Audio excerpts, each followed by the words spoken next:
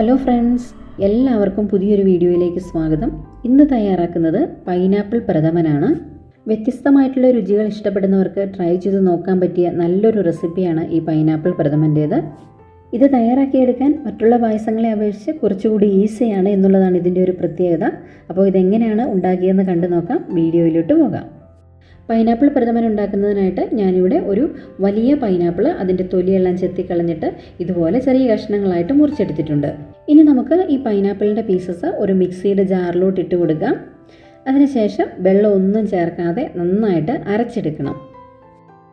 ഇതിപ്പോൾ അരച്ചെടുത്തപ്പോൾ ഇതുപോലെ നല്ല തിക്കായിട്ടാണ് കിട്ടിയിരിക്കുന്നത്. വെള്ളമൊന്നും ഒട്ടും ചേർക്കരുത്, ആ ഒരു കാര്യം പ്രത്യേകം ശ്രദ്ധിക്കണം. ഇനി വേണ്ടത് ശർക്കരയാണ്. ഞാൻ ഇതുപോലെ ഒരു വലിയ ഉണ്ട ശർക്കരയാണ് എടുത്തിരിക്കുന്നത്. ശർക്കര ഉരുക്കുന്നതിന് വേണ്ടിയിട്ട് ഇത് ചീകിയതിന് ശേഷം ഞാനൊരു പാത്രത്തിലോട്ട് ഇട്ട് കൊടുത്തിട്ടുണ്ട്. ഇതിലോട്ട് ഞാനൊരു 1.5 ഗ്ലാസ് വെള്ളം കൂടി ഒഴിച്ചു കൊടുക്കുകയാണ്. ഇനി നമുക്ക് ഫ്ലെയിം ഓൺ ചെയ്ത് ഇത് നന്നായിട്ട് ഉരുക്കിയെടുക്കാം.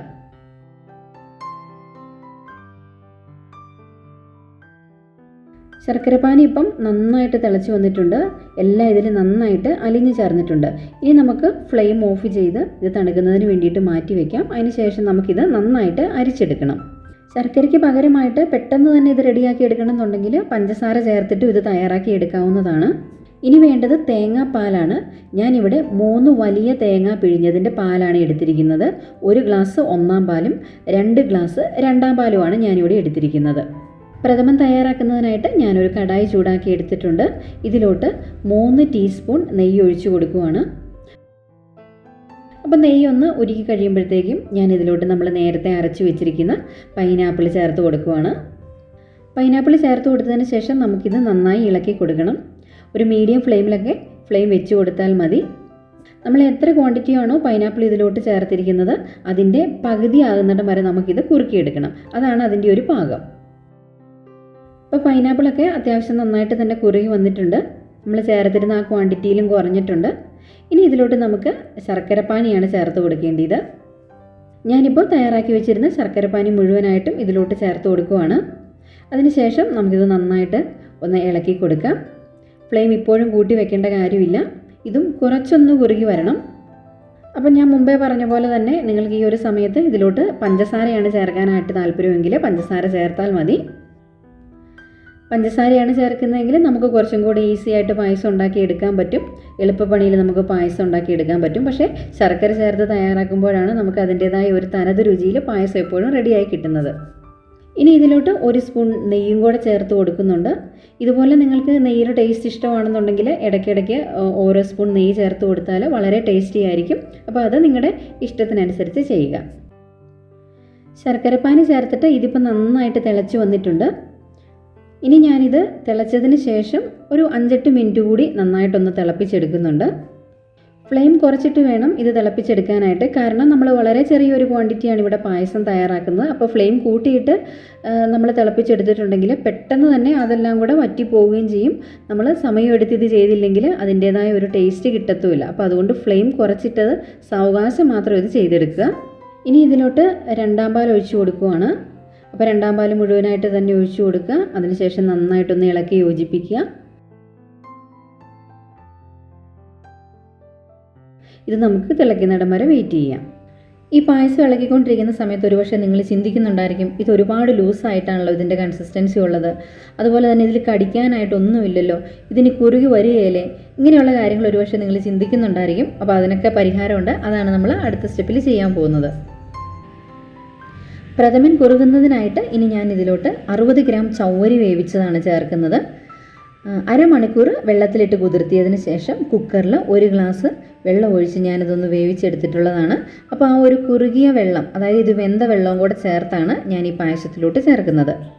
ചവ്വരി ചേർത്തതിന് ശേഷം നമുക്ക് നന്നായിട്ടൊന്നുകൂടി ഒന്ന് ഇളക്കി കൊടുക്കാം. ഫ്ലെയിം കുറച്ച് വെച്ച് തന്നെ നന്നായിട്ട് മിക്സ് ചെയ്ത് കൊടുത്തുകൊണ്ടേ ഇരിക്കുക.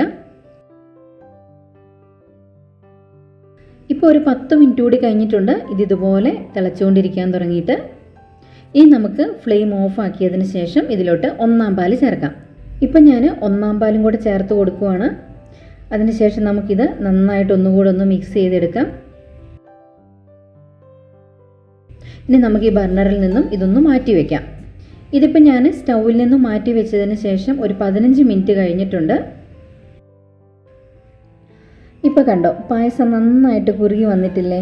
നല്ല തിക്ക് കൺസിസ്റ്റൻസി ആയിട്ട് മാറിയിട്ടില്ലേ? ഇനി ഇതിലോട്ട് ഞാൻ ഒരു 100 ഗ്രാം മിൽക്ക് മെയ്ഡ് കൂടി ചേർക്കുന്നുണ്ട്. അപ്പം പൈനാപ്പിൾ പ്രഥമൻ തയ്യാറാക്കുന്ന സമയത്ത് മിൽക്ക് മെയ്ഡ് ചേർക്കുകയാണെന്നുണ്ടെങ്കിൽ കുറച്ചുകൂടി ടേസ്റ്റ് ആയിരിക്കും. അപ്പോൾ അതൊന്നും ഒഴിവാക്കാതെ ചേർക്കാനായിട്ട് ശ്രമിക്കുക.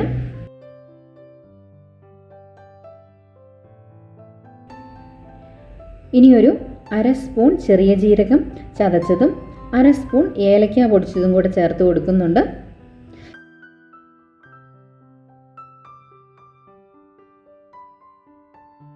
ഇനി പൈനാപ്പിൾ പ്രഥമൻ ഗാർണിഷ് ചെയ്യുന്നതിനായിട്ട് കുറച്ച് നെയ്യ് ഒരു ചീനച്ചട്ടിയിലോട്ട് ഒഴിച്ചിട്ടുണ്ട്. ഒരു 3 സ്പൂൺ നെയ്യാണ് ഞാനിവിടെ എടുത്തിട്ടുള്ളത്. ഇതിലോട്ട് ഞാൻ 2 ടേബിൾ സ്പൂൺ തേങ്ങാക്കൊത്താണ് ചേർത്ത് കൊടുക്കുന്നത്. തേങ്ങാക്കൊത്ത് കനം കുറച്ച് അരിഞ്ഞെടുക്കണം.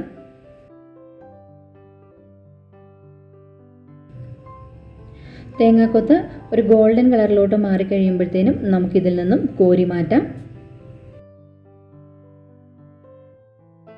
അടുത്തതായിട്ട് നിലക്കടലയാണ് ചേർത്ത് കൊടുക്കുന്നത്. ഒരു 2 ടേബിൾ സ്പൂണോളം നിലക്കടലയാണ് ഞാനിവിടെ എടുത്തിരിക്കുന്നത്. ഇതിൻ്റെ കളറും ഗോൾഡൻ കളറായി മാറി തുടങ്ങുമ്പോഴേക്കും നമുക്കിത് കോരിയെടുക്കാം. ഇനി കശുവണ്ടിയും ഉണക്കമുന്തിരിയും കൂടി നമുക്കൊന്ന് റോസ്റ്റ് ചെയ്തെടുക്കാം.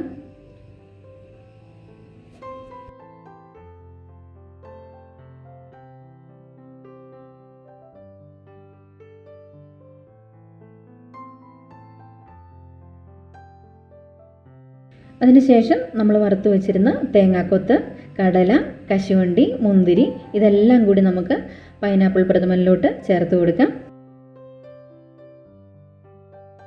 അതിനുശേഷം നന്നായിട്ടൊന്ന് മിക്സ് ചെയ്തെടുക്കുക. ഇനി ഇതിലോട്ട് 1/2 സ്പൂൺ ഉപ്പുപൊടിയും കൂടെ ചേർത്ത് കൊടുക്കുന്നുണ്ട്. മധുരത്തിൻ്റെ ടേസ്റ്റ് ഒന്ന് ബാലൻസ് ചെയ്യുന്നതിനാണ് ഈ സമയത്ത് നമ്മൾ ഈ ഉപ്പുപൊടി ചേർക്കുന്നത്. ഇപ്പോൾ നമ്മുടെ പൈനാപ്പിൾ പ്രഥമൻ്റെ കൺസിസ്റ്റൻസി കണ്ടോ? ഇതെല്ലാം കൂടി ചേർത്ത് കഴിഞ്ഞപ്പോഴത്തേനും പ്രഥമൻ കൂടുതൽ റിച്ച് ആയിട്ടുണ്ട്. നിങ്ങൾക്കും ഇതുപോലൊന്ന് തയ്യാറാക്കി നോക്കാനായിട്ട് തോന്നുന്നില്ലേ? അപ്പോൾ തയ്യാറാക്കിയതിന് ശേഷം കമൻസൊക്കെ എഴുതി അറിയിക്കാൻ മറക്കല്ല. ഇടുക്കിക്കാരി ചാനലിലെ വീഡിയോസ് ഇഷ്ടമാകുന്നുണ്ടെങ്കിൽ ചാനൽ സബ്സ്ക്രൈബ് ചെയ്ത് സപ്പോർട്ട് ചെയ്യുക. പുതിയൊരു വീഡിയോയുമായിട്ട് നമുക്കുടൻ തന്നെ വീണ്ടും കാണാം.